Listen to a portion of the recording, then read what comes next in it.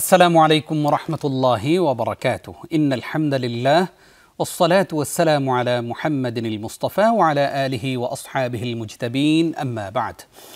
প্রিয় দর্শক শ্রোতা, আপনাদের সকলকে আন্তরিক মোবারকবাদ জানিয়ে শুরু করছি যমুনা টেলিভিশনের মাসব্যাপী সেহরির গুরুত্বপূর্ণ আয়োজন বরকতময় সেহরি প্রেজেন্টেড বাই বিআরবি কেবলস। আপনাদের সাথে আছি আমি নিজাম বিন মুহিব। প্রিয় দর্শক, আমরা প্রতিদিন দুইজন আলোকিত মানুষকে, দুইজন বিদগ্ধ স্কলারকে আমন্ত্রণ জানাবো এবং প্রত্যেক দিনই নতুন নতুন একটি বিষয়ে আমরা কথা শুনবো ইনশাআল্লাহ। যথারীতি রমজানের এই প্রথম দিন আজকে আমরা দুইজন বিদগ্ধ স্কলারকে আমন্ত্রণ জানিয়েছি। চলুন শুরুতেই আজকের সম্মানিত অতিথি দ্বয়ের সঙ্গে আপনাদেরকে পরিচয় করিয়ে দিচ্ছি। ঠিক আমার ডানে রয়েছেন বাংলাদেশের খ্যাতিমান স্কলার, উত্তর বাড্ডা ইসলামিয়া কামিল মাদ্রাসার স্বনামধন্য উপাধ্যক্ষ ফদিলাতুল উস্তাজ ডক্টর শেখ লুৎফুর রহমান। আসসালামু আলাইকুম ওয়া রাহমাতুল্লাহি ওয়া বারাকাতুহু। ওয়া আলাইকুম আসসালাম ওয়া রাহমাতুল্লাহি ওয়া বারাকাতুহু। প্রিয় দর্শক, ঠিক তার পরেই রয়েছেন আমাদের আরও একজন প্রিয় মানুষ, জামিয়া শরঈয়া মালিবাগ ঢাকার সম্মানিত সিনিয়র মুফতি ও মুহাদ্দিস ফদিলাতুল উস্তাজ শেখ আব্দুস সালাম। আসসালামু আলাইকুম ওয়া রাহমাতুল্লাহি ওয়া বারাকাতুহু। ওয়া আলাইকুম আসসালাম ওয়া রাহমাতুল্লাহি ওয়া বারাকাতুহু। উস্তাজ আপনাকে এবং উস্তাজ শেখ লুৎফুর রহমান, আপনাদের দুইজনকেই আমরা যমুনা টেলিভিশনের এই জীবন ঘনিষ্ঠ আয়োজন বরকতময় সেহরির আজকের প্রথম পর্বে স্বাগত জানাচ্ছি।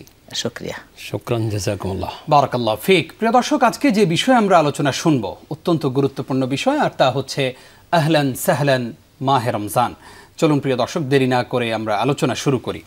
শুরুতেই আমরা আমাদের প্রিয় স্কলার ডক্টর শেখ লুৎফুর রহমান, আপনার কাছে আসতে চাই।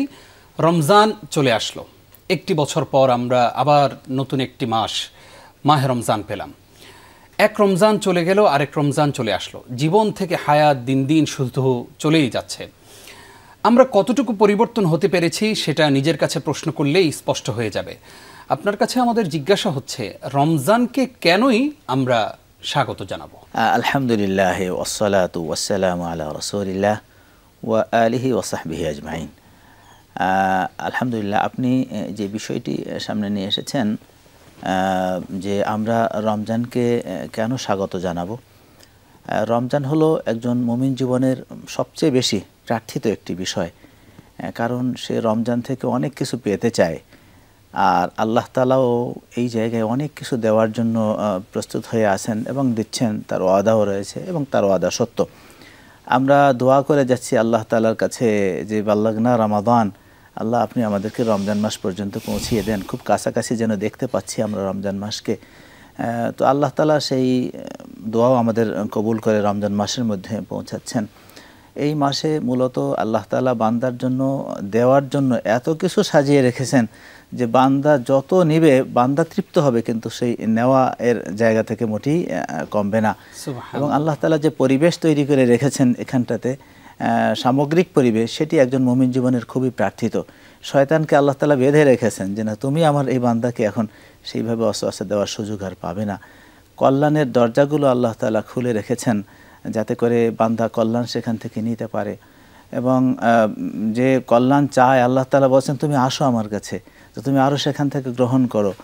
অকল্যাণ যে চায় আল্লাহ তাআলা তাকে ফিরিয়ে রাখছেন যে আকসের, তুমি দূরে সরে যাও, তুমি এখানে আমার বান্দার কাছে আসতে পারবে না। এই নানামুখী কারণ এখানটাতে রয়েছে, যার কারণে একজন ইমানদার তিনি আশা করছেন যে রমজান মাস পর্যন্ত আমি পৌঁছি। এছাড়া এ মাসে আল্লাহ তাআলা কোরআন নাজিল করেছেন। সেই কোরআন এর তৃপ্তিও একজন ইমানদার সে পেতে চায় কোরআনের মধ্যে থেকে। এই মাসে তারাবি নামাজ আছে, এই মাসে গুনাহ মাফের একটা অবারিত সুযোগ আছে। একজন মানুষ, একজন ইমানদার, তার সবচেয়ে বড় বোঝা হলো তার গুনাহ। সেই বোঝাটাকে তিনি নামিয়ে ফেলার একটা বড় রকমের সুযোগ এই মাসে পাবেন। এটা একটা মৌসুম, কল্যাণের মৌসুম এই মাসটি, যার কারণে সে অল্প কাজ করে আরও অনেক বেশি সওয়াব সে পেতে পারে। এখানে নফলও ফরজের সমতুল্য হয়ে যায়। ফরজ বহু গুণে বাড়িয়ে দেওয়া হয়, 70 গুণের কথা আমরা জানি, কিন্তু ইমানদারের প্রত্যেকটি কাজ তা আরও 10 গুণ করে বাড়ানো হয়। সুতরাং 70-এর সাথে 10 গুণ করলে 700 গুণ বা তার চেয়ে আরও বেশি হতে পারে। এই নানামুখী কারণে মূলত রমজান মাসকে আমরা স্বাগত জানিয়ে থাকি এবং আশাও করি। এবং অনেকে আমরা জানি যে তিনি তালিকা করেন যে আমি আল্লাহ তাআলার কাছ থেকে এই মাসে কি কি বেশি বেশি কি নিতে পারবো, আমার কি অসুবিধাগুলো আছে যেগুলো আমি আল্লাহর কাছ থেকে সেই অসুবিধাগুলো বলে বলে দূর করাতে পারবো, আমার কি মনের আশা আছে আমি এই মাসে যেহেতু আল্লাহ আমাকে দিবেন, সুতরাং সেই তালিকা ধরে ধরেও তিনি আল্লাহ তাআলার কাছে চান, আশা করে থাকেন। একজন ব্যবসায়ী তিনি ঈদের সময়ে বা বিভিন্ন অকেশনে তিনি বড় ব্যবসা করবেন, সে আশা করেন সারা বছরে। একদিন ঈমানদারও বড় আশা করে থাকেন যে রমজান মাস আসবে, রমজানের অবারিত ধারা আল্লাহ তাআলা ফলগু ধারা যা তিনি ছড়িয়ে রেখেছেন সেখান থেকে নেবেন। সে কারণেই একজন ঈমানদার তিনি এই মাসকে বিশেষ করে স্বাগত জানানোর জন্য প্রস্তুত থাকেন। আল্লাহু আকবার, অত্যন্ত চমৎকার আলোচনা আপনি করেছেন। আমরা আসতে চাই মুফতি আব্দুস সালাম আপনার কাছে। শেখ যেই কথাটা দিয়ে শেষ করলেন সেই কথা থেকেই আপনার কাছে আমরা প্রশ্ন রাখতে চাই যে রমজানে আমরা তালিকা করি যে কিভাবে রমজানটাকে আমরা পার করব, আমাদের একটা প্ল্যান প্রোগ্রাম থাকে। টেলিভিশনগুলোতে আমরা রমজান কেন্দ্রিক বিশেষ অনুষ্ঠান প্রচারিত হতে দেখি, ইসলামিক অনেকগুলো প্রোগ্রাম আলহামদুলিল্লাহ আমাদের সকল টেলিভিশন চ্যানেলগুলোতে প্রচারিত হয়ে থাকে এবং পত্রিকাগুলো বিশেষ সংখ্যা বের করে থাকে, অনেক রমজান কেন্দ্রিক অনেক আয়োজন থাকে। আমরা দেখতে পাই যে আমাদের সমাজে এমন কিছু মানুষ আছেন যারা রমজানকে এই জন্যই তারা তাদের অতি মুনাফার জায়গা এবং অতি মুনাফার মাস হিসাবে বেছে নেন যে রমজান আসে না কেন, এবং রমজান আসলেই জিনিসপত্রের দাম অনেক বেশি বাড়িয়ে দেন। আমাদের যারা সিয়াম পালন করেন, নিম্নবিত্ত নিম্ন মধ্যবিত্ত মানুষগুলোর অনেক কষ্ট হয় সিয়াম পালন করতে। আমাদের সেই দর্শকদের, আমাদের সেই ভাই বোনদের জন্য আপনার কি মেসেজ থাকবে? আলহামদুলিল্লাহ, ওয়াসসালাতু ওয়াসসালামু আলা রাসূলিল্লাহ ওয়া আলা আলিহি ওয়া আসহাবিহি ওয়া মান ওয়ালা। সুন্দর প্রশ্ন রেখেছেন, ধন্যবাদ আপনাকে। আসলে মাহে রমজান রহমত, মাগফিরাত, বরকাতের অবারিত সম্ভার নিয়ে আমাদের দ্বারে উপনীত হয়। শাইখ যেমনটা বলছিলেন যে আমরা মাহে রমজানকে স্বাগত জানাবো, আসলে হযরত ওমর ফারুক রাদিয়াল্লাহু তাআলা আনহু থেকে বর্ণিত হাদিস, রাসূল আকরাম সাল্লাল্লাহু আলাইহি ওয়াসাল্লাম রমজানের যখন শুরু হচ্ছে তখন সাহাবাদের কাছে এসে জিজ্ঞাসা করলেন, মাযা তাস্তাকবিলুনাহু ওয়া মাযা ইস্তাকবিলুকুম, তোমাদের সামনে কোন মাস আসছে, তোমরা কোন মাসের সামনে এলে? তো যেভাবে কথাটা বলছেন, তো হযরত ওমর রাদিয়াল্লাহু তাআলা আনহু বুঝলেন যে কোনো শত্রু এসে গেছে। তখন জিজ্ঞাসা করলেন যে ইয়া রাসূলুল্লাহ হাল ওয়াহয়ুন নাযালা আম আদুউন হাদারা, শত্রু এসে গেছে নাকি কোনো নতুন ওহী নাজিল হলো? আপনি যে বলছেন যে তোমরা কোনটার সামনে এসে গেলে, আবার কোনটা তোমাদের সামনে এসে গেল? তখন নবীজি সাল্লাল্লাহু আলাইহি ওয়াসাল্লাম বললেন, না তা নয়, বরং ফাইন্নাল্লাহা তাআলা আতাকুম রমাদান শাহরু বারাকা ইন্নাল্লাহা ইয়াগশাকুম ফীহি ওয়া ইস্তাজীবু ফীহি দুআ আল আবদি ওয়া ইউনজিলুর রাহমাতা ওয়া ইয়াগফিরু ফি আউয়ালি লাইলাতিন মিন রমাদান লিআহলি হাযিহিল কিবলা আও কামা ক্বালা আলাইহিস সালাম। যে হযরত ওমর রাদিয়াল্লাহু তাআলা আনহুর প্রশ্নে তখন নবীজি বললেন, না জানো না রমাদান এসে গেছে। রমাদান আল্লাহ তাআলা বান্দার কাছে চলে আসেন এবং বান্দাকে রহমত বিতরণ করেন। আল্লাহ পাক রব্বুল আলামিন বান্দার দোয়াগুলো কবুল করেন এবং এই প্রথম রজনী থেকেই আল্লাহ বান্দাদেরকে মাফ করা শুরু করে দেন। তাই ইয়া রাসূলুল্লাহ, এজন্য আমরা জানি যে রাসূল আকরাম সাল্লাল্লাহু আলাইহি ওয়াসাল্লাম রজব মাস থেকেই রমাদানের প্রস্তুতি, অর্থাৎ দুনিয়ার আকাশে চাঁদ দেখা যেত রজবের, কিন্তু নবীজির আসলে মনে হৃদয়ের আকাশে চাঁদ উঠত রমজানের। একজন মুমিনের ভাবনা এমনটাই হওয়া উচিত এবং এই ভাবনা থেকেই নবীজি আমাদেরকে দোয়া শেখাতেন যে আল্লাহুম্মা বারিক লানা ফি রজব ওয়া শাবান ওয়া বাল্লিগনা রমাদান, হে আল্লাহ রজব শাবানে বরকত দিয়ে মাহে রমজানের ফজিলত লাভ করার জন্য আমাদেরকে হায়াত দিন, সেখানে পৌঁছে দিন। আবার দোয়াটা এইভাবেও আছে, আল্লাহুম্মা বারিক লানা ফি রজব ওয়া শাবান ওয়া বারিক লানা ফি রমাদান, হে আল্লাহ আমাদের রজব শাবান মাসে বরকত তো দিবেনই এবং আসল বারাকা আমাদেরকে রমাদান দিবেন। এখন বারাকা মানেটা কি? বারাকা যদি আমি ব্যবসায়ী হই, নাউজুবিল্লাহ, এই ব্যবসায়ের উদ্দেশ্য যদি হয় এটা যে রমাজানের ছোলা হবে, এই বুট হবে, এই চিনি হবে, এগুলো দিয়ে রমাজানের রোজাদার ইফতার করবে, তা আমি এগুলো মনোপলি ব্যবসা করব, ইচ্ছে মতো দাম বাড়িয়ে সিন্ডিকেট করে, নাউজুবিল্লাহ, যদি এটা হয় তাহলে এটা বারাকার অংশ হবে না, বরং এটা হবে রাসূল আকরাম সাল্লাল্লাহু আলাইহি ওয়াসাল্লাম ইরশাদ করেছেন, আল মুহতাকিরু লা ইয়াহতাকিরু ইল্লা খাতিউন আল জালিবু মারজুকুন ওয়াল মুহতাকিরু মালউনুন। কত চমৎকারভাবে রাহমাতুল্লিল আলামিন সাল্লাল্লাহু আলাইহি ওয়াসাল্লাম কত চমৎকারভাবে বলেছেন, তুমি সিন্ডিকেট করছো, মানুষের কৃত্রিম সংকট সৃষ্টি করে বেশি দাম বিক্রি করবে, তুমি মনে রেখো আল্লাহর লানতগুলো তোমার জন্য ধেয়ে আসছে। আর তুমি যদি মাহে রমাদানে মানুষের সুবিধা প্রদানের জন্য আমদানি করো, এলসি খুলো যে আমার রোজাদার ভাইয়ের রোজা রাখবে, আমি চিনি আমদানি করি বা ছোলাটা আমদানি করি যাতে তাদের ইফতারের সহায়ক হয়, তাহলে মনে রেখো আল্লাহর রিজিকের দরজা তোমার জন্য অবারিত হচ্ছে। সুবহানাল্লাহ, বড় চমৎকার। এজন্য আসল যারা কিনা মনোপলি ব্যবসার নিয়তে সিন্ডিকেট করে এভাবে কৃত্রিম সংকট সৃষ্টি করে, তারা হলো যে বড় শয়তান তো তাকে বেঁধে রাখা হয়, কিন্তু বড় শয়তানের দূষর তারা, মিনাল জিন্নাতি ওয়ান নাস, মানুষ এবং জিনের মধ্যে শয়তানের দূষর থাকে, তারা মূল শয়তান থেকে দায়িত্বটা যেন বুঝে নিল। তো এরা তো কোনো কিছু রমাজান আসুক বা যাক, তাদের কোনো মনের মধ্যে ভাবান্তর হবে না, এবং এই রমাজান দ্বারা তারা কোনো দিন আধ্যাত্মিক জগতের উন্নতি করতে পারবে না। বরং মান হরিমাল খায়ের ফাকাদ হরিমা, মান হরিমা ফিহি রহমতুল্লাহ আজ্জা ওয়া জাল ফাকাদ হরিমাল খায়ের। নবীজি সাল্লাল্লাহু আলাইহি ওয়াসাল্লাম ইরশাদ করেছেন, আল্লাহ যেখানে রহমত বিতরণ করছেন অবারিতভাবে, সেখানে যে এই রহমত থেকে বঞ্চিত হচ্ছে সে মূলত সর্বপ্রকার কল্যাণ থেকে বঞ্চিত হচ্ছে।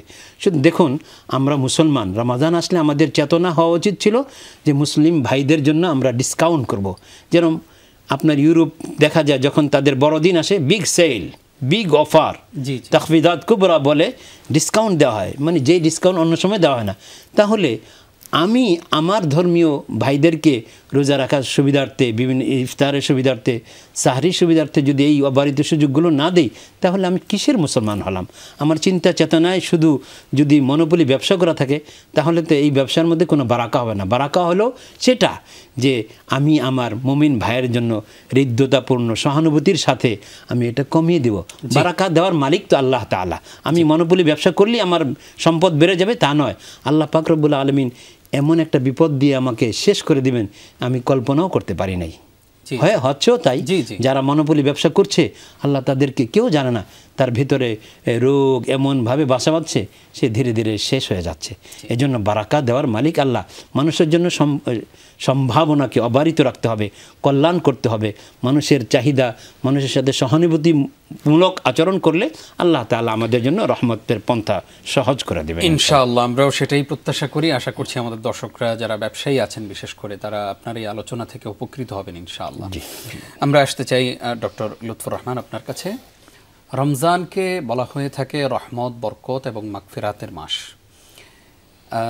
আমাদের প্রশ্ন হচ্ছে যে রমজানে যে রহমত, বরকত, মাগফিরাতের মাস বলা হয়, প্রথম দশককে রহমত, দ্বিতীয় দশককে মাগফিরাত, তৃতীয় দশককে নাজাতের মাস, নাজাতের দশক এরকম বলা হয়। তার মানে কি আমি শুধু প্রথম দশকেই রহমত পাবো, বাকি 20 দিন পাবো না? আমি কি মাঝখানের দশকেই মাগফিরাত পাবো, বাকি 20 দিন পাবো না? এইরকম কি বিষয়টা?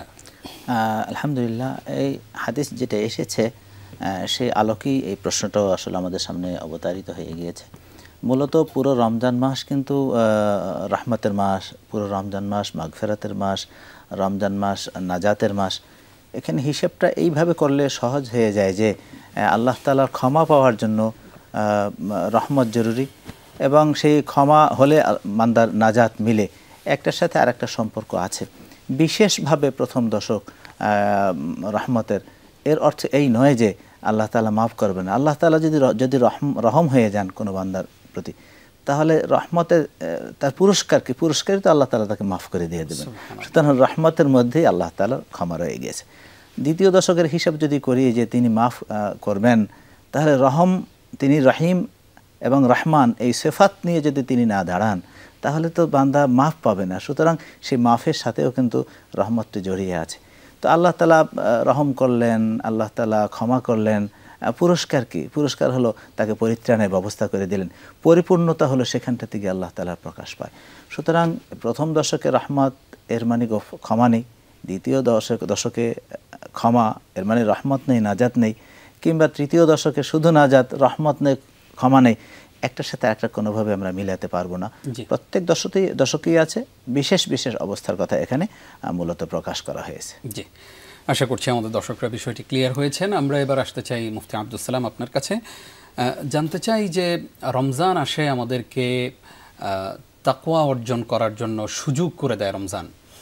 আমরা দেখি যে রমজানের আগেও আমার যে গুনাহ ছিল, রমজানেও আমি সেই গুনাহ করছি, রমজানেও আমি মানুষকে কষ্ট দিচ্ছি, আমি মানুষের সাথে ঝগড়া লাগিয়ে রাখছি, এবং আমি মানুষের প্রতি সহানুভূতিশীল, যেটা আপনি একটু আগে বললেন, আমি হচ্ছি না সেই রকম। তাহলে আমি আসলে পরিবর্তন হব কখন? ধন্যবাদ আপনাকে। আসলে আল্লাহ পাক রব্বুল আলামিন সিয়ামের মাকসাদ উদ্দেশ্যই বলেছেন, ইয়া আইয়ুহাল্লাযীনা আমানু কুতিবা আলাইকুমুস সিয়াম কামা কুতিবা আলাল্লাযীনা মিন ক্বাবলিকুম লাআল্লাকুম তাত্তাকুন। হে ঈমানদারগণ, তোমাদের উপর সিয়ামের বিধান দেওয়া হলো, ফরজ করা হলো, যেমনটা ফরজ করা হয়েছিল তোমাদের পূর্ববর্তী উম্মতদের উপর। উদ্দেশ্য হলো যাতে তোমরা তাকওয়ার গুণ অর্জন করতে পারো। সব কিছুর মূলে হলো তাকওয়া। তাকওয়া মানে হলো, হযরত আলী রাদিয়াল্লাহু তাআলা আনহুকে তাকওয়া সম্পর্কে জিজ্ঞাসা করা হলে তিনি বড় চমৎকার উত্তর দিয়েছেন যে তাকওয়া মানে হলো আল খাউফু মিনাল জালিল ওয়াল আমালু বিত-তানজিল ওয়াল রিদা বিল কালিল ওয়াল ইস্তিআদাদ লিয়াউমির রাহিল। যে আল্লাহর ভয়। প্রথম হলো, দেখুন আমি রোজা আছি, কেউ নেই বাসায়, প্রচণ্ড গরম, দাবদাহ, প্রাণ উষ্ঠাগত, পিপাসায় কাতর, ফ্রিজের মধ্যে ঠান্ডা পানি ভরপুর, ইচ্ছে করলে আমি খেতে পারি, কিন্তু খাচ্ছি না কেন? ওই যে আমি যার জন্য রোজা রাখছি তিনি তো দেখছেন। পৃথিবীর কোনো মানুষ না দেখলো, রাতের আধারে কালো পিপিলিকা কালো পাথরের উপর চলাচল করলে তখনও যার দৃষ্টি এড়ায় না, সেই মাবুদের সন্তুষ্টির জন্য আমি তো রোজা রাখছি। এই জন্য এটাই হলো মূলত তাকওয়া, আল খাউফু মিনাল জালিল। যে তুমি কোথায় আছো, কে দেখছে না দেখছে ওটা বিষয় না, তোমার রব তোমাকে দেখছেন। এই ভয়টা তোমার দিলের মধ্যে যদি এসে যায় তাহলে তাকওয়ার প্রথম ধাপ হলো।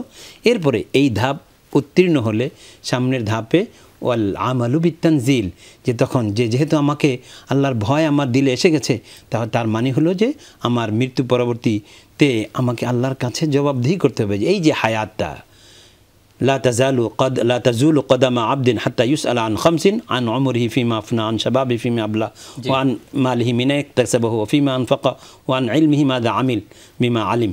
তো এই যে প্রশ্নগুলো, যে যা আমাকে আল্লাহ জীবন দিলেন, যৌবন দিলেন, ধন সম্পদ দিলেন, কোত্থেকে অর্জন করলাম, কোথায় ব্যয় করলাম, আমল করলাম কিনা, এগুলোর তো ছাড়া তো আমি যেতে পারবো না। সুতরাং আমার জীবনটা যেন আমি কোরআনের রঙে রাঙাতে পারি। হ্যাঁ, এই জন্য আল আমালু বিত-তানজিল। এভাবে যদি জীবনটাকে আমি কোরআনের রঙে রাঙাতে পারি, তাহলে আমার জীবনটা যে কোরআনময় হতে পারে, তাহলে আমার মরণটা ঈদের ন্যায় বর্ণিল হয়ে যাবে একেবারে। এই জন্যই রমাদান মূলত আমাদের কাছে আসে। রমাদান আসার মূল মাকসাদ হলো আল্লাহ থেকে আমরা যে ডিসকানেক্ট হয়ে গিয়েছিলাম, শয়তান আমাদেরকে অনেক দূরে নিয়ে গিয়েছিল, এই কানেকশনটা যেন আবার নবায়ন করা হয়। জাযাকাল্লাহ খাইর। আমরা আসবো ইনশাআল্লাহ আবারও আপনাদের কাছে ছোট্ট একটি বিরতির পর। প্রিয় দর্শক, আপনারা দেখছেন যমুনা টেলিভিশনের মাসব্যাপী বিশেষ আয়োজন বরকতময় সাহরি প্রেজেন্টেড বাই বিআরবি কেবলস। অনুষ্ঠানের এই পর্যায়ে ছোট্ট একটি বিরতি নিচ্ছি, কিছুক্ষণ পর ফিরছি। প্রিয় দর্শক, আরও একবার স্বাগত জানিয়ে শুরু করছি বরকতময় সাহরি প্রেজেন্টেড বাই বিআরবি কেবলস। আজকে আমরা গুরুত্বপূর্ণ যে বিষয়ে আলোচনা শুরু করেছি তা হচ্ছে আহলান সাহলান শাহরু রমাদান বা মাহে রমজান। এ বিষয়ে আলোচনা করছেন দুইজন বিদগ্ধ স্কলার, ডক্টর লুৎফুর রহমান এবং সেই সাথে আমাদের সঙ্গে রয়েছেন শেখ মুফতি আব্দুস সালাম। আপনাদের দুইজনকে আরও একবার স্বাগত জানাচ্ছি। আসতে চাই শেখ আপনার কাছে। আমাদের প্রশ্ন হচ্ছে যে মাহে রমজান চলে আসলো, রমজানের একটা দৈনন্দিন রুটিন যদি আপনি আমাদের সঙ্গে শেয়ার করতেন, তাহলে আমরা সেই অনুযায়ী রমজানের একটা চার্ট নিজের বাসায় পর্যন্ত আমরা ঝুলিয়ে রাখতে পারি। কিভাবে রমজানটা কাটাবো? আলহামদুলিল্লাহ, আমরা অনেকেই এই কাজটি কিন্তু করে থাকি, যাতে সুন্দরভাবে আমাদের পুরো রমজান মাস আমরা কাটাতে পারি। আপনি যেরকম দৈনন্দিন রুটিনের কথা বলেছেন, এটা একটি মাসিক রুটিনও হতে পারে রমজান মাস কেন্দ্রিক। বিশেষ করে শেষ দশকের মধ্যে যেহেতু লাইলাতুল কাদর আছে, সেইটার প্রস্তুতি একটু আলাদা রকমের করে হয়, যেটা আমরা এর আগেও দেখেছি যে তারাবি সালাতে নবী মুহাম্মদ রাসূলুল্লাহ সাল্লাল্লাহু আলাইহি ওয়াসাল্লাম লাইলাতুল কাদরের শেষ দশকে বেশি করে মেহনত দিয়েছেন। শেষ দশক আসলে তিনি কোমর বেঁধে নিয়েছেন প্রস্তুতির জন্যে, পরিবারের সকলকে জাগিয়ে তুলেছেন যে শেষ দশক, এবং উম্মতকে কিয়ামত পর্যন্ত তিনি জাগানোর বয়ান তিনি আমাদের সামনে রেখেছেন। তো এখন প্রতিদিন আমরা যে কাজটি করব সেটা হলো মনে রাখতে হবে যে রমজান মাসের মূল কাজটি কিন্তু রোজা রাখা।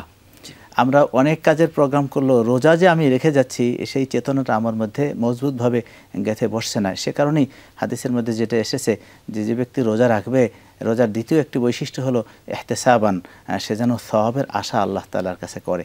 সুতরাং সেহরি যখন একজন মানুষ খেতে উঠে খাওয়ার পরে আমি রোজা রাখছি, আমি আল্লাহর মেহমান হয়ে গিয়েছি, আমি আমার কান দিয়ে যা শুনবো তিনি পছন্দ করেন সেটাই যেন আমি শুনতে পারি, আমি যা কিছু দেখব আমার দৃষ্টিও যেন আল্লাহ তাআলার সন্তুষ্টির সীমার মধ্যে থাকে, আমার যা জিহ্বা নাড়াবো, যা উচ্চারণ করব সবটুকুন যেন আল্লাহর সন্তুষ্টির মধ্যে থাকে। এই অনুভূতিটি প্রত্যেক মানুষের রমজানের এই প্রশিক্ষণকালীন সময় যেমন থাকবে, বাকি আর 11 মাসের মধ্যেও ঠিক একইভাবে থাকবে। সুতরাং দৈনন্দিন রুটিনের মধ্যে একটি কথা হলো যে আমার রোজাটা যেন নির্ভেজাল একটি রোজা হয় এবং এই সমটি যেন কোনো অবস্থাতেই খুঁত বিশিষ্ট না হয়। সুতরাং সামগ্রিকভাবে আমার রোজাটা একবার শুরু থেকে শেষ পর্যন্ত যেন সুন্দর হয়, এটি চার্টের একবার পয়লা নম্বরে থাকা জরুরি। যদি থাকে তাহলে এই রোজাই কিয়ামতের দিন তার নাজাতের ব্যবস্থা করবে এবং এই রোজাদারি রাইয়ান, এই তোরণ দিয়ে জান্নাতের মধ্যে প্রবেশ করতে পারবে। Special gate. জি, থ্যাংক ইউ। এরপরে রমজান মাসের একটা প্ল্যান থাকা জরুরি যে আমি এই মাসে অনুবাদসহ কমপক্ষে আমি পুরো কোরআন শুরু থেকে শেষ পর্যন্ত একবার পড়ব। তাহলে সেইভাবে করে প্রতিদিন আমার কতটুকুন পড়ে সেটাও থাকতে পারে। আমি এই মাসে 3 বা 4 কি 5 খতম কোরআন তিলাওয়াত করার নিয়ত করেছি, তার তিল মোরাত্তাল পড়ব, তাহলে আমার এরকম প্ল্যান, মাসিক প্ল্যানের সাথে আমার দৈনন্দিন প্ল্যানটাও কিন্তু এর সাথে জুড়ে যাবে। তাহলে আমার একদিনে কতটুকুন পড়তে হবে। এরপরে মাগরিবের পরে আস্তে আস্তে করে তারাবির নামাজ শুরু হয়। মাগরিবের আগে কি আমরা কোনো দোয়া? আলহামদুলিল্লাহ, সেটাও একটা বড় ব্যাপার যে ইফতারের সময় কিন্তু দোয়া কবুল হওয়ার একটি সময়। আপনি ঠিকই জায়গাটা এসেছেন। তো আমার যত অসুবিধাগুলো আছে আমি এই জায়গাতে কিন্তু ইফতারিকে আমার যেটুকু সামর্থ্যের মধ্যে আছে সামনে রেখে আমি এই নিয়ত করে যে আল্লাহ আমি খেতে পারতাম, তোমার ভয়ে আমি খাচ্ছি না, পান করছি না, আমি ক্ষুধার্ত, আমি তৃষ্ণার্ত, তো আমার এই দোয়া আপনি কবুল করেন, আমাকে মাফ করে দেন, কিংবা আমি এরকম একটা সৎ নিয়ত করেছি সেই নিয়তটাকে আপনি পূরণ করেন, আমি এই বিপদের মধ্যে আছি, আল্লাহ আপনি আমার বিপদটাকে কাটিয়ে দিন, এই প্রয়োজনটা আমার রয়েছে আপনি প্রয়োজনটা মিটিয়ে দিন, এরকম করে আমার মেয়েটার বিয়ে হচ্ছে না, আল্লাহ আপনার মেয়েটার বিয়ের ব্যবস্থা করে দিন, আমি ব্যবসায়ী অসুবিধার মধ্যে পড়ে গেছি, আল্লাহ আপনি আমার এই অসুবিধাটা আপনি দূর করে দিন, ইত্যাদি ইত্যাদি। আমি হালাল প্রমোশন হচ্ছে না, হ্যাঁ হচ্ছে না, আপনি ব্যবস্থা করে দিন। আমি হালাল রিজিক আল্লাহ মৃত্যু পর্যন্ত খেতে চাই, আপনি তার ব্যবস্থা করে দিয়েন। আল্লাহ আপনি মৃত্যু পর্যন্ত আমার ইমানের উপরেই রাখবেন, নেক আমলকে সঙ্গী করবেন। নানান রকমের দোয়া কিন্তু আছে। তো সেই চার্টের মধ্যে একটি থাকতে পারে, বিশেষ করে রোজা অবস্থায় তো আছি, বিশেষ করে ইফতারির কাছাকাছি সময়, এই সময়টা তিনি করতে পারেন। এরপরে তারাবির নামাজ গাফলাতি না করে, এটি সুন্নত আমল, এর মানে হলো করণীয় আমল। অনেকে আমরা মনে করি সুন্নত আমল বোধহয় একটু ছোট আমল, এই বিবেচনা না করে নবীজি থেকে এসেছে, আসহাবুন নবী সাল্লাল্লাহু আলাইহি ওয়াসাল্লাম এবং রিদওয়ানুল্লাহি তাআলা আলাইহিম আজমাইন থেকে এসেছে। সুতরাং সেই সুন্নত আমলটিও যেন আমি পুরো মাস চর্চার মধ্যে রাখতে পারি, যেন আমার বাদ না যায়, গুরুত্ব সহকারে রাখতে পারি। এরপর আমরা যেহেতু সাহারিতে উঠি, এটা একটা বড় রকমের সুযোগ আমাদের, যে আল্লাহ তাআলার সামনে সেই সময় একটু দাঁড়ানোর একটা সুযোগ তৈরি হয়। সাহারিও খাবো, বড় আয়োজনে না, অল্প আয়োজনে সাহারির বারাকাত যেন অর্জন করতে পারি। এর পাশাপাশি আমরা 2-4 রাকাত নামাজ, 4 রাকাত নামাজ, 8 রাকাত নামাজ, কিছু নামাজ, কারণ এই সময় এক তো রমজান মাস, আবার মাস রাতের শেষ ভাগ, এই সময়ে বরকতের উপর বরকত আল্লাহ তাআলা হাজির করেন। সেই সময় সেজদার মধ্যে একটা দোয়া অন্য সময়ের অনেক দোয়ার চেয়ে, অনেক সেজদার চেয়ে বেশি গুরুত্বপূর্ণ। সেই সময়টাও সেভাবে করে কাজে লাগাতে পারি।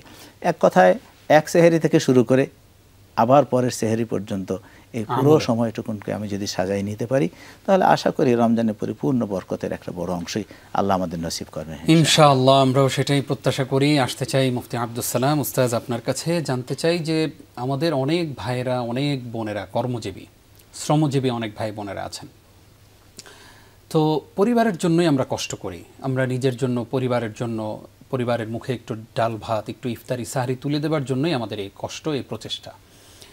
প্রশ্ন হচ্ছে যে এই পরিশ্রম করতে গিয়ে অনেক সময় আমি কোরআন তেলাওয়াত করতে পারি না, অনেক সময় আমি চাইলেও একটু আলাদাভাবে একটু হাদিসের গ্রন্থ নিয়ে বসতে পারি না, যদিও প্রযুক্তির কল্যাণে চাইলে আমি ফোনে কোরআন পড়তে পারি, ফোনে হাদিস পড়তে পারি, তারপরে অনেক সময় একটু থাকে না যে একটু একাকী মনোনিবেশ করে পড়াশোনা, সেটা আর হয়ে ওঠে না, একটু আলাদাভাবে আল্লাহকে ডাকার সুযোগ হয় না।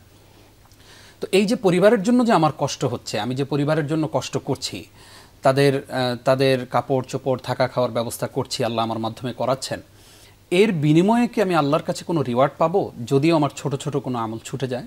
ধন্যবাদ আপনাকে। একটি বাস্তবসম্মত প্রশ্ন আপনি তুলে ধরেছেন। আসলে রাসূল আকরাম সাল্লাল্লাহু আলাইহি ওয়াসাল্লাম হাদিসের মধ্যে ইরশাদ করেন, আল কাসিবু হাবিবুল্লাহ, কাসবুল হালাল ফরিদাতুন বাদাল ফরিদা, ঈমান আনার পরে দ্বিতীয় মৌলিক কর্তব্য হচ্ছে হালাল জীবন জীবিকা নির্বাহ করা।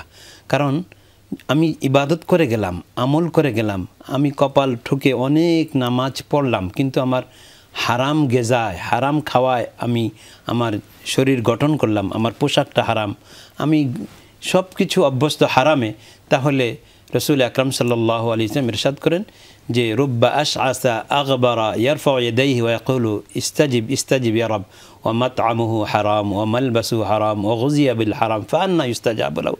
হারাম খেয়ে খেয়ে দোয়া করছে, আল্লাহ আমার দোয়া কবুল করুন করুন করুন করুন। রসুল সাল্লাল্লাহু আলাইহি ওয়াসাল্লাম বলছেন যে কীভাবে তোমার দোয়া আল্লাহ কবুল করবেন? তোমার ভেতরটাও হারামের, বাহিরটাও হারামের। বলো দেখি আল্লাহর কি ঠেকা পড়েছে তোমার দোয়া কবুল করার? এজন্য আল্লাহ পাক রব্বুল আলামিন মুমিন বান্দাদেরকে জীবন জীবিকা হালাল হওয়ার জন্য নির্দেশ করেছেন, ইয়া আইয়ুহাল্লাযীনা আমানু কুলু মিনাত তাইয়্যিবাত ওয়া'মালু সালিহা, যে হালাল খেয়ে এরপরে নেক আমল করো। এর মুফাসসিরিনে কেরাম তাফসীর করেছেন যে এর দ্বারা বোঝা গেল যে হালাল কামাই ছাড়া বান্দার কোনো ইবাদত আল্লাহ তাআলা কবুল করবেন না।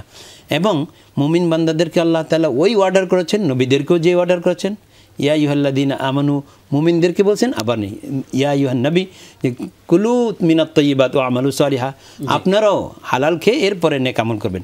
সুতরাং হালাল জীবন জীবিকার জন্য প্রচেষ্টা চালানো এটাও একটা ইবাদত। হাদিসের মধ্যে এসেছে রাসূল আকরাম সাল্লাল্লাহু আলাইহি ওয়াসাল্লাম ইরশাদ করেছেন যে হালাল ব্যবসায়ীর অনেক কষ্ট কসরত, তাকে পরিশ্রম করতে হয়। হালাল ব্যবসা আসলে পরিশ্রম নির্ভর। এজন্য আল্লাহ পাক রব্বুল আলামিন ইবাদতের মধ্যে দিয়ে, ইবাদতের মাধ্যমে অনেক গুনাহ মাফ হয় না, হালাল জীবিকার জন্য যে কষ্ট হয় এজন্য আল্লাহ তাআলা সেই গুনাহগুলো মাফ করে দেন। সুবহানাল্লাহ। এমনকি হজ, সিয়াম ইত্যাদি দ্বারাও অনেক গুনাহ মাফ হয় না, হালাল জীবিকার প্রয়োজনে যে কষ্ট হয় সেই কষ্টগুলোর কারণে আল্লাহ মাফ করে দেন। এজন্য হালাল জীবন জীবিকা এটা প্রচেষ্টা চালানো এটা তো একটা জরুরি বিষয়। এখন এই যে আপনি বললেন যে আমরা তো কষ্ট করি পরিবারের মুখে আহার দেওয়ার জন্য, একটু সাহারি দিব, একটু ইফতার দিব, এই কাজ করতে গিয়ে যদি আমার কিছু ছোট ছোট ইবাদতগুলো ছুটে যায়, কিন্তু আল্লাহ পাক রব্বুল আলামিন আমার মাধ্যমে তাদের ইবাদতের সহায়ক বিষয়টা সমাধান করছেন, যে তারা ইবাদত করছে আমার হালাল জীবিকার মাধ্যমে। সুতরাং আমি যদি ওই ছোটোখাটো ইবাদতগুলো রমাদানে করতে না পারি, চেষ্টা চালিয়ে যাব। অনেক সময় আছে যে মুমিন বান্দা আজম করলো যে আমি এই নেক আমলটা করবই, কিন্তু আনুষঙ্গিক কারণে করতে পারছে না, কিন্তু আল্লাহ তাআলা তার সংকল্পের কারণে তাকে সওয়াব দিয়ে দেন। এই জন্য সংকল্প আমার থাকবে, মাহে রমাদান আমাকে কল্যাণের পথে ডাকছে, ইয়া বাগিয়াল খায়র আকবিল ওয়া ইয়া বাগিয়াশ শাররি আকসির, যে আল্লাহ পক্ষ থেকে প্রত্যেক দিন আহ্বানকারী আহ্বান করছে, ফেরেশতা বলছেন ওহে কল্যাণের প্রত্যাশী তুমি আসো, অগ্রসর হও, রহমতের দরজা তো বাড়িত হলো তোমার জন্য। সুতরাং আমার মনে মনে থাকবে যে আমি করব, কিন্তু হালাল জীবিকার প্রয়োজনে কোনো ঝামেলায় পড়ে গিয়ে আমি যদি ইবাদতের কিছু অংশ এই তাসবিহ হাত ইত্যাদি ছুটে যায়, আল্লাহ পাক রব্বুল আলামিন আমাকে তাদের মুখে হালাল জীবিকা আমি যে চেষ্টা চালাচ্ছি এজন্য অবশ্যই আমাকে সেই সওয়াব দিয়ে দিবেন ইনশাআল্লাহ ইনশাআল্লাহ। এবং আমি ব্যক্তিগতভাবে যে আপনি ডিভাইসের কথা বললেন, এখন তো মাশাআল্লাহ একজনে কোরআনে কারীম শুনতে চাচ্ছে, উনি সার্চ দিলেই সেটা শুনতে পারবেন। তাহলে আমি কষ্ট, আমার কাজ আমার হাত দিয়ে হলো, কিন্তু আমার কান শুধু আল্লাহর জন্য কোরআনে কারীম শুনছে। যে শুধু পেটের রোজা, অনেকে আছে যে পেটটাকে খাইতে দিচ্ছে না, কিন্তু এখানে ডিভাইস দিয়ে গান শুনছে, চক্ষু হারাম জিনিসের দিকে দেখছে, আসলে তাদের রোজাটা কোনো রকম রোজা হলো আর কি, দায়িত্ব মুক্তি রোজা, কিন্তু আল্লাহর দরবারে কবুল হয় এমন রোজা হবে তখনই যখন আমি আমার চোখকে, কানকে, আমার অঙ্গ প্রত্যঙ্গকে আল্লাহমুখী করে দেব। আল্লাহমুখী করার সুযোগ আমাদের কাছে আছে। ডিভাইস দিয়ে আমি আল্লাহর কালাম শুনতে আমি নিজে পড়ছি না, পারছি না, সময় হচ্ছে না, ঝামেলার কারণে, অফিসের ফাইল ইত্যাদি দেখাশোনার কারণে, তো আমি কোরআনে কারীম তিলাওয়াতটা চালু করে দিই, তাহলে আল্লাহর রহমত আমার উপর নাজিল হবে ইনশাআল্লাহ। আমরাও সেটাই আল্লাহর কাছে প্রত্যাশা করি এবং সেভাবে আমরা চেষ্টা করব ইনশাআল্লাহ। আমরা আসতে চাই শেখ ডক্টর লুৎফর রহমান আপনার কাছে। আমাদের এই আয়োজন দর্শক শ্রোতারা পুরো মাসব্যাপী দেখবেন এবং বাংলাদেশের প্রায় সবগুলো চ্যানেলেই ইসলামিক প্রোগ্রাম হয়ে থাকে। ক্যামেরার পেছনে যাদেরকে আমরা দেখতে পাই না, সেই মানুষগুলো যে এই প্রোগ্রাম একদম প্রান্তিক লেভেলের একজন সাধারণ মানুষের ফোনে পর্যন্ত পৌঁছিয়ে দিচ্ছেন প্রযুক্তির কল্যাণে, তারা আল্লাহর কাছে কেমন রিওয়ার্ড পাবেন? আলহামদুলিল্লাহ, আপনি যে বিষয়ে প্রশ্ন করা হয় না বাস্তবসম্মত এরকম একটা বিষয়কে আপনি সামনে নিয়ে এসেছেন। সেক্ষেত্রে আমরা একটা উদাহরণ দিলে সহজে বুঝতে পারবো। একটা ভবন 20 তলা একটা ভবন হয়, 30 তলা হয় বা আরও বেশি কম হয়। আমরা দেখতে পাই যে অংশে আমরা থাকি, এই অংশ সাজানো হয়, গোছানো হয়, কিন্তু এই ভবনটা যার উপরে দাঁড়িয়ে আছে আমরা ওই অংশটাকে কখনোই অস্বীকার করতে পারবো না। অস্বীকার করলে সেই জায়গাটা আমার যেটা আমি দেখতে পাই সেই জায়গাটা কিন্তু আমার আর থাকে না। সুতরাং কোনো কাজের পেছনে যারা থাকবেন তারাও এই মূল কাজটি সম্পাদনের জন্যে বড় রকমের ভূমিকায় কিন্তু পালন করছেন। আমরা একজন ভালো মানুষকে দেখতে পাই যে তিনি মানব কল্যাণে কাজ করছেন, আল্লাহ তাআলার পথে চলে যাচ্ছেন, কিন্তু এই কল্যাণের পেছনে তার ওস্তাদ, তার পিতামাতা অথবা অন্য কেউ, স্ত্রী, সন্তানরা যাদের দেখা যাচ্ছে না এই মুহূর্তে, তারা যে ভূমিকা রেখেছেন আদ-দালু আলাল খাইরি কাফাইলিহি। সুতরাং যে ব্যক্তি ইশারা করলেন অথবা দেখিয়ে দিলেন অথবা প্রেরণা যোগালেন, তারাও কিন্তু যিনি করছেন ঠিক সেইভাবে করেই সওয়াব পাবেন বা পুণ্য পাবেন।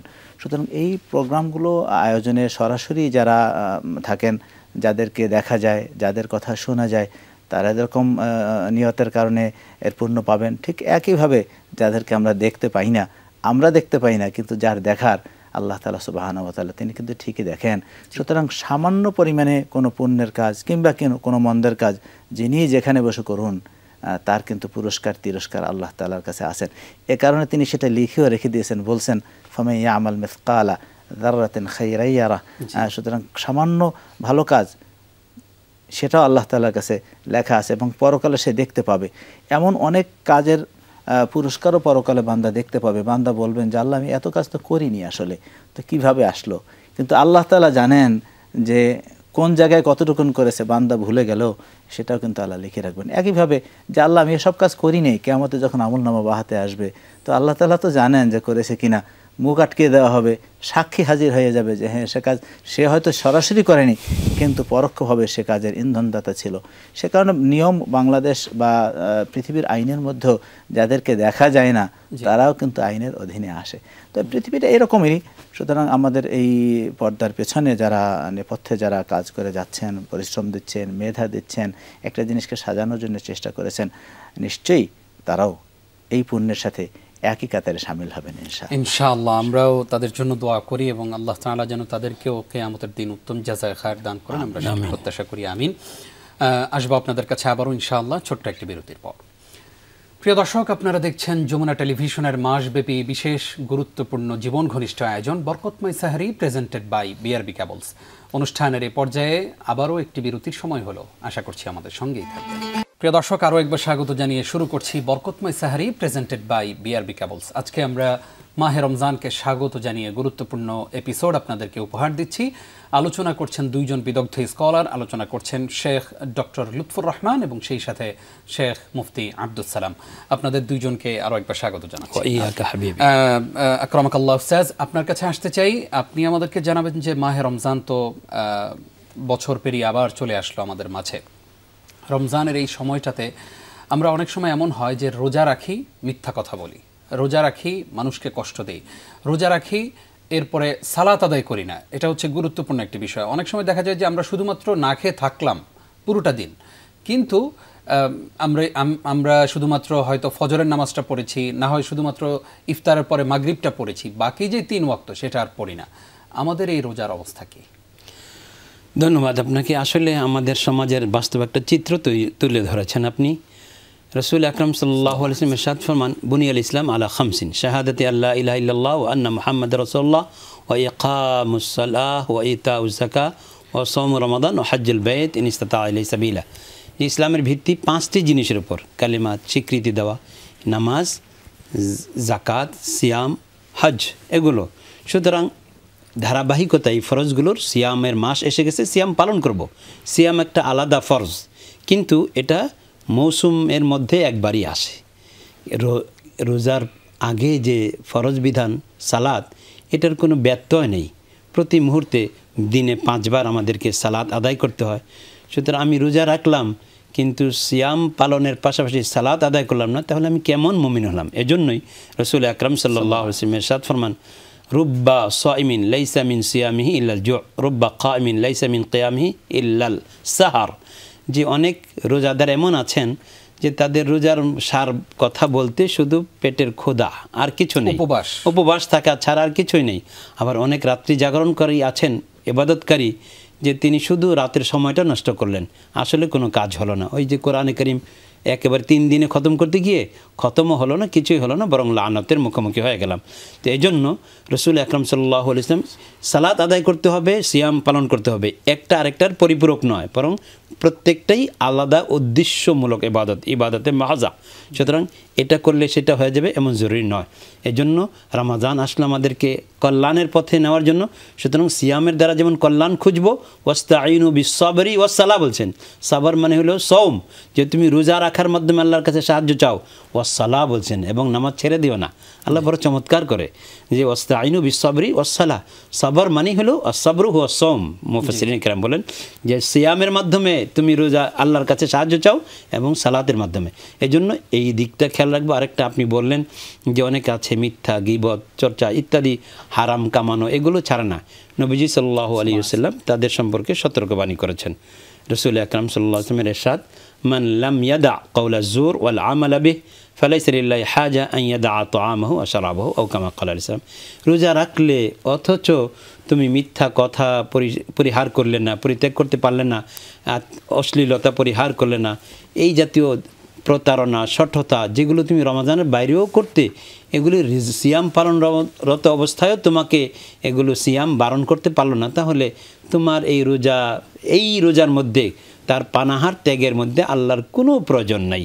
তার মানে হলো যে আল্লাহ এটা কবুল করবেন না। এজন্য শুধু দায়িত্ব মুক্তির জন্য না, বরং আল্লাহ আমার যেন যে মে আল্লাহ অ্যাকসেপ্ট আওয়ার পারফরমেন্স ইন রমাদান, আল্লাহ যেন আমার যা কিছু করি আল্লাহর জন্য করি, সব কিছু আল্লাহ যেন কবুল করেন। এটাই হলো একজন বান্দার মূল লক্ষ্য হওয়া উচিত। ইন্নামা ইয়াতাকাব্বালুল্লাহু মিনাল মুত্তাকিন। সিয়াম আমাদেরকে মুত্তাকি বানাচ্ছে, সুতরাং মুত্তাকিদের আমলই আল্লাহ কবুল করবেন। এজন্য আমি জন্য আমল যেটা করব, আমার আমলের সাথে তাকওয়ার সিফাতটাও, গুণাগুণটাও প্রকাশ পায়, এটা আমাকে দেখতে হবে। ইনশাআল্লাহ আমরা সেটা দেখব। আশা করি আমাদের দর্শকরাও সেই ব্যাপারে সজাগ দৃষ্টি রাখবেন।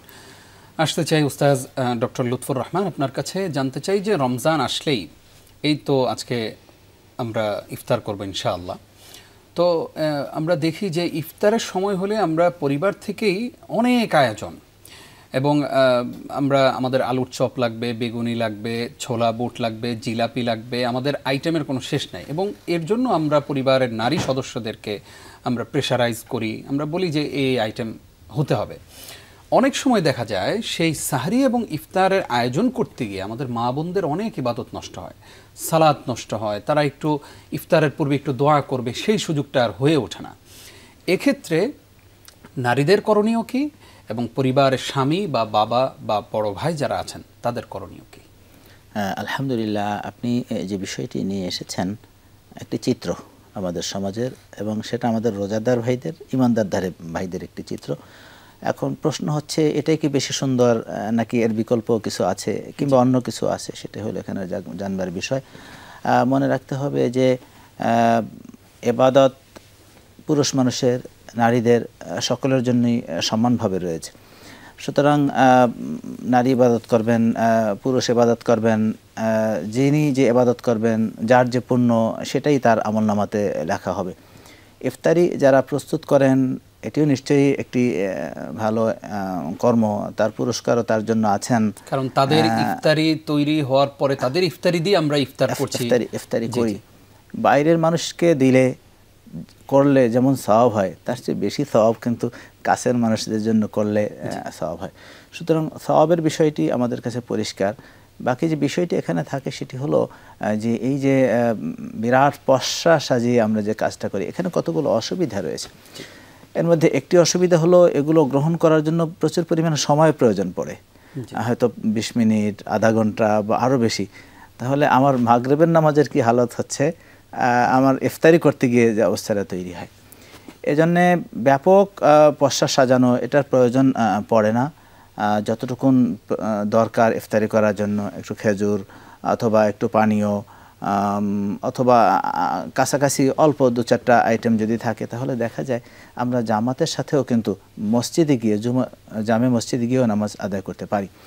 এমনকি একটা দৃষ্টান্ত আমরা দেখাতে পারবো, আসহাবুন নবী সাল্লাল্লাহু আলাইহি ওয়াসাল্লাম ওয়া রিদওয়ানুল্লাহি তাআলা আলাইহিম আজমাইনের জামানায় যে তারা ব্যাপক কিছু দিয়ে ইফতারি করে নামাজটা ঘরের মধ্যে স্ত্রী বা সন্তান তাদেরকে নিয়ে পড়েছেন, কিংবা একাকী পড়েছেন, এমন কোনো দৃষ্টান্ত কিন্তু আমরা পাবো না।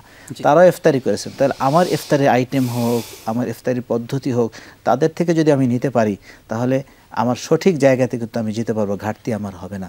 সুতরাং ইফতারিও করব। জামাতের সাথে নামাজ পড়া এটি ওয়াজিব পর্যায়ের একটি আমল। আমরা সুন্নাতে মুআক্কাদাও যদি বলি, কোনো কোনো মাযহাবে বা কারো কারো দৃষ্টিতে এটি ফরজ পর্যায়ের আমলও রয়ে গেছে, কারণ এরকম তারা কোরআন থেকে তার নির্দেশনাও নিয়েছেন, সে ব্যাখ্যা তারা করেছেন। কিন্তু এটা সুন্নাতে মুআক্কাদা বলি, ওয়াজিব বলি, আমি জামাতের ফয়সালাটা তখন কি দেব? রমজান মাসের মধ্যে আমি ইফতারি নিতে গিয়ে যদি ওয়াজিব পর্যায়ের একটি আমলকে ত্যাগ করি, তাহলে সেটাও তো আমার জন্য কোনো অবস্থাতেই কাম্য নয়। একই সাথে সাহারি, সেটিও বরকতময় একটি আমল, হাদিসের মধ্যে নানানভাবে এসেছে, বরকতের কথাই এসেছে, কিন্তু ব্যাপক থেকে ব্যাপকতার নয়। আমি অনেক আল্লাহওয়ালা মানুষদের কথা শুনেছি, দেখেছি। শেখ মনে হয় কিছু যুক্ত করবেন আপনার কথা। শেখ, ধন্যবাদ শেখ, চমৎকার বলছিলেন। আমি শেখের সাথে অ্যাড করতে চাই যে রাসূল আকরাম সাল্লাল্লাহু আলাইহি ওয়াসাল্লাম এই হাদিসে, রমজান বিষয়ক হাদিস বলেন, ইন্নাল্লাহা ইয়ানজুরু ইলা তানাফুসিকুম ফিহি, আল্লাহ রমজানে তোমাদের ইবাদতের প্রতিযোগিতা দেখতে চান, তোমাদের ভোজন প্রতিযোগিতা দেখতে চান না। এবং রাসূল সাল্লাল্লাহু আলাইহি ওয়াসাল্লাম বলেন যে ফারুল্লাহ মিন আনফুসিকুম খায়রা, আল্লাহ যেহেতু তোমাদের ইবাদতের প্রতিযোগিতা দেখতে চান, তোমরা আল্লাহকে ইবাদতের কল্যাণ দেখাও। সুতরাং প্রতিযোগিতা হবে ইবাদতের। যেমন আমরা মা, চাচি, নানিদেরকে দেখি, ওনারা প্রতিযোগিতামূলক কে কার আগে খতম করতে পারে। বাচ্চাদের মধ্যে এই স্পৃহা, এই চেতনা দিয়ে দিলে এটা রমজানের চেতনা হবে। ঠিক তেমনিভাবে রমজানকে বলা হয় শাহরুল মুয়াসাত, সহমর্মিতার মাস। এখন যদি আমি পসরা সাজিয়ে বসি, তাহলে আমার যে ভাই শুধু একটু শরবত পাচ্ছে না ইফতার করার জন্য, তার প্রতি আমি কি সহমর্মিতা দেখালাম? এজন্য সহমর্মিতার যে আবেদন নিয়ে রমজান আসে, এই পসরা সাজানোর মধ্যে আমার ইবাদতের ব্যাহত এটা তো আছেই, তাছাড়া এই সহমর্মিতার পুরো দিকটাই একেবারে বেমালুম ভুলে যাওয়া হয়। এজন্য পসরা সাজিয়ে আপনার ইবাদতে বিঘ্নতা এবং সহমর্মিতার দিকটাকে বেমালুম ভুলে যাওয়া, এটা কোনো মুমিনের কাজ হতে পারে। আপনি ঠিকই বলেছেন। আমি যে জায়গাটা বলেছিলাম সেটা হলো যে সাহারিতে আমি অনেক ভালো মানুষের কথা, যাদেরকে মনে করি ভালো, আল্লাহ ভালো জানেন, যাদের দেখে আমরা অনুপ্রেরণা পাই, কিছু খেজুর, একটু দুধ সাহারি করেছেন। তার মানে হলো সাহারির সময় যে সময়টুকু তিনি কাজে লাগিয়েছেন। এখানে অনেক রকমের আয়োজনে খেতে পারতেন, সামর্থ্য আছে, একটা সময়েরও ব্যাপার আছে। তিনি চাইতেন এই সময়টাকে আরো বিশেষভাবে কিভাবে কাজে লাগানো যায়। সুতরাং ব্যাপক আয়োজনের চেয়ে বরং সময়টিকে যদি আমরা ব্যাপকভাবে কাজে লাগাতে পারি, একই সাথে আমাদের শায়েখ যেটা বলেছেন যে অন্য মানুষের কথাও মনে করে। আজকে পৃথিবীতে বহু দেশের মানুষ হয়তো একটু পানি দিয়ে ইফতারি করছে। আমরা ফিলিস্তিনের দিকে তাকাতে পারি, আমরা আফ্রিকার অনেক মহাদেশের দিকে, আফ্রিকার অনেক দেশের দিকে তাকাতে পারি, যেখানে মাটি দিয়ে পর্যন্ত মাটি তৈরি করে তারা মাটি খায়। ফিলিস্তিনে ঘাস খেয়েছে আমরা দেখেছি। এই চিত্রগুলো আমাদের সামনে আসতে পারে, আমরা সেগুলোতে আসলে মনোনিবেশ করলে আমাদের হৃদয়টা আর একটু উজাড় হবে। এবং যেহেতু তারা আমার ভাই, আল্লাহ তাআলা নবী আমাদেরকে এই মুআখাতের ব্যবস্থা করেছেন, সুতরাং তার কথাটিও যদি আমি ইফতারির সময়ে, সাহারির সময়ে একটু স্মরণ রাখতে পারি, তাহলে এটি অন্তরের দেখা নয়, অদেখা আরেকটি বড় ইবাদত হতে পারে। সুতরাং সে বিষয়টা আমরা খেয়াল রাখতে পারি। ইনশাআল্লাহ আমরা সেটা খেয়াল রাখবো। আশা করি আমাদের দর্শকরা নিশ্চয়ই শুনছেন এবং দেখছেন আপনাদেরকে। আমরা আপনার কাছে এবার জানতে চাই শেখ, যে রমজানে একটা বিষয়, একটা চিত্র আমাদের সামনে আসে এরকম, যে ইফতারের আগে কিছু ভিক্ষুক, কিছু সায়েল, যারা আমাদের দরজায় এসে কড়া নাড়ে এবং বলে আল্লাহর ওয়াস্তে আমাকে কিছু দেন। আমরা অনেকের ব্যাপারেই জানি এবং দেখি পুরো রমজানই খালি মানুষের কাছে মাফ চান, যে আল্লাহর ওয়াস্তে মাফ করো, এইরকম বলেন। তাহলে আমরা কি সারা জীবন খালি ভিক্ষুকের কাছে মাফি চেয়ে যাব? আমরা কিছুই দিব না তাদেরকে? বাসায় সব এই যে শেখ যেটা বললেন, পসরা সাজিয়ে আমরা বসি, এইরকম করে নিজেরাই মানে ভোগের মাস হিসাবে রমজানকে পালন করব, নাকি ত্যাগের মাস হিসাবে পালন করব? দেখুন, বড় চমৎকার কথা। এখানে আপনি আরেকটি চিত্র তুলে ধরেছেন আমাদের সমাজের, যে ভোগ সামগ্রী, ভোগ বিলাসিতায় আমাদের জীবনকে আমরা এমনভাবে সাজিয়েছি যে ত্যাগের কোনো আবেদন আমার মধ্যে সাড়া দিচ্ছে না। এর কারণে আমি এত কিছু পসরা, ইফতারের পণ্যের পসরা সাজিয়ে ইফতার করছি, কিন্তু আমার ভাই, ওই যে আপনি বললেন ফিলিস্তিনে, আপনি বললেন আফ্রিকায়, আমি দেখেছি যে তারা ঘোলা পানি খাচ্ছে পিপাসা নিবারণ করার জন্য। তাহলে তাদের প্রতি আমার একটু দয়া মায়া আসছে না? আমি কিসের রোজা রাখছি? রাসূল সাল্লাল্লাহু আলাইহি ওয়াসাল্লাম তো এই রকমটা, যে আমি মাফ করো, মাফ করো। তাহলে ওয়াম্মা সাইলা ফালা তানহার, কোরআনে কারীমে সূরা ওয়াদ-দুহার মধ্যে আল্লাহ রাব্বুল আলামিন ইরশাদ করেছেন যে ভিক্ষুক আসলে তুমি তাকে তাড়িয়ে দিও না, ধমক দিও না, মাপ চাও প্রকারান্তরে তাকে তাড়িয়ে দেওয়ার শামিল।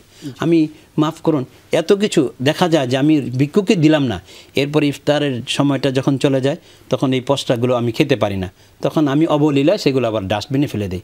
তাহলে আমি কেমন মানসিকতার মুসলমান হলাম যে আমার এক ভাই ইফতারের পূর্ব মুহূর্তে আমার কাছে কিছু চেয়ে ইফতার করার একটু আবেদন জানাইলো, আমি সেটাই সাড়া দিলাম না, কিন্তু খেতে না পেরে আমি সেটাকে ডাস্টবিনে ফেলে দিলাম। শেখ, এক্ষেত্রে আরও একটি পয়েন্ট যদি আপনি যুক্ত করতেন, সেটা হলো যে আমরা যখন খেতে পারি না তখন মানুষকে দেই, কাজের মহিলাকে দেই, তখন আমার ড্রাইভারকে বলি না খাও। তাহলে আমি যেটা নিজের জন্য পছন্দ করলাম না, যে এটা একটু গরম থাকতেই আরেকজনকে দেই, আমাকে যদি এরকম কেউ ইফতারের পরে বাসি খাবারটা দিত বা ঠান্ডা হয়ে যাওয়ার পরে দিত, আমি কি খেতাম? এমন লোকদেরকে হাদিসে বলা হয়েছে কাল কালবি ইয়াউদু ফি কাইহি, যে যেন বমি করে বমি খাওয়ার মতো, যে আসলে যেটা আমি পারছি না এটা দেওয়া না দেওয়ার সমান, এটা আমি ফেলে না দিয়ে এখন লোক খুঁজছি এবং ভিক্ষুককে দিচ্ছি, ভিক্ষুক তখন এটাকে খারাপ মনে করে।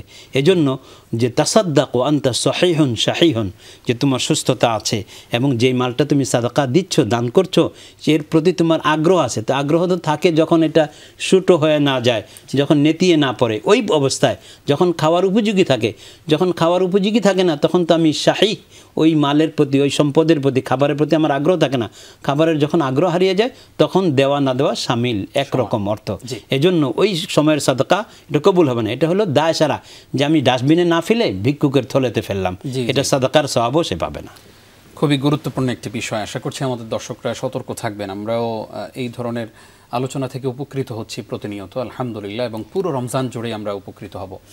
আমরা শেখ আপনার কাছে একদম ছোট্ট করে জানতে চাই, রমজান আসলেই মসজিদগুলো থেকে ঘোষণা আসে যে মাগরিবের সালাত 15 মিনিট পরে অনুষ্ঠিত হবে, 20 মিনিট পরে অনুষ্ঠিত হবে। এই প্র্যাকটিসটা পুরো বছর কেন থাকে না?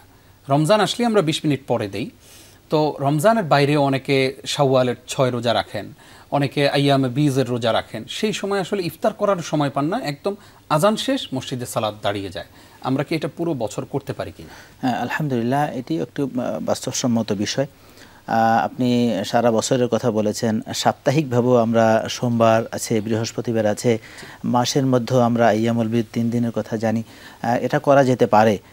সেক্ষেত্রে 10 মিনিট হোক, 15 মিনিট হোক, তাহলে হবে যিনি রোজা রেখেছেন, এই চর্চা তো আছে মুসল্লি ভাইদের মধ্যে আছে, তাহলে দেখা যাবে যে একেবারে জামাতে প্রথম থেকে তিনি নামাজটা পেলেন এক। আর দ্বিতীয় বিষয় হলো যে তখন বোঝা যাবে যে আজকে সোমবার যাচ্ছে, আজকে বৃহস্পতিবার যাচ্ছে, আজকের আইয়ামুল বীজ যাচ্ছে, তাহলে এতে কিন্তু রোজার একটি পরিবেশও তৈরি হবে।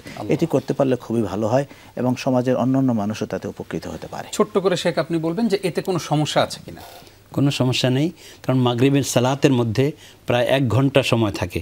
এখন হাদিসের মধ্যে আমরা অনেকে জানি না, আমি মনে করি যে শুধু 5-7 মিনিট, হ্যাঁ জি, 55 মিনিটের মতো সময় থাকে। তাহলে এই সময়টা যদি আমি 10 মিনিট পরে সালাত আদায় করি, কোনো অসুবিধা নেই। ভাই যেমনটা বললেন শেখ, যে তাহলে রোজার একটা পরিবেশ এবং আবেদন সৃষ্টি হয়, যে কিছু রোজাদারকে দেখে অন্যরাও যে আচ্ছা, fasting is the best policy for your health, যে রোজা রেখে আপনি আল্লাহর সান্নিধ্য অর্জন করতে পারলেন এবং শরীরটাকে সুন্দরভাবে গঠন করতে পারলেন। জাযাকুমুল্লাহ খাইর। উস্তাজ, আপনাদের দুইজনকেই ধন্যবাদ জানাচ্ছি, কষ্ট করে আমাদেরকে সময় দিয়েছেন। আমরা পুরো রমজান জুড়ে আপনাদের কথাগুলো আমলের চেষ্টা করব, আল্লাহ যেন আমাদেরকে সেই তৌফিক দান করেন, আমিন। কষ্ট করে আমাদেরকে সময় দেবার জন্য আপনাদের দুইজনকে ধন্যবাদ জানাচ্ছি। সকলকে ধন্যবাদ। বারাকাল্লাহু ফীকুম। প্রিয় দর্শক, এতক্ষণ আপনারা দেখছিলেন বরকতময় সাহরি, প্রেজেন্টেড বাই বিআরবি কেবলস। আজকের মতো এখানেই বিদায় নিচ্ছি, আগামীকালকের পর্ব দেখবেন সেই প্রত্যাশায় শেষ করছি। বিদায় নিচ্ছি আমি নিজাম বিন মুহিব। আসসালামু আলাইকুম ওয়া রাহমাতুল্লাহি ওয়া বারাকাতুহু।